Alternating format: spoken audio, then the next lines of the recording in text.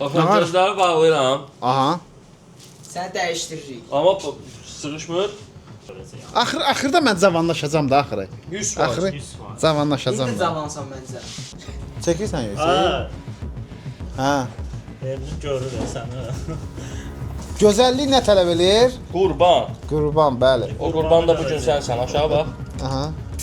Mən yetim belə şeylər görməmişəm axı. Çox qəşəng. Mən o vaxtı Sənə pisləşdirirlər. bu jiletdir də belə.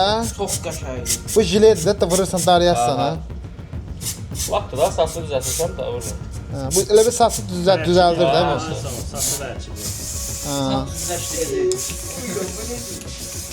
qəşəng olacaq ha. Çox super olacaq da inanıram da mən. Həqiqətən. Elman sənin əl işin başqadır, Evrət. Bu nə qədər vurdun, nə sən bu jileni? Qəşəng qalsın da, qəşəng qalsın. Hə. Hazırsan bir dəyişimi görməyə. Bəli, bəli, əlbəttə ki. Çox əla. 3. 1, 2, 3. Göz basıram.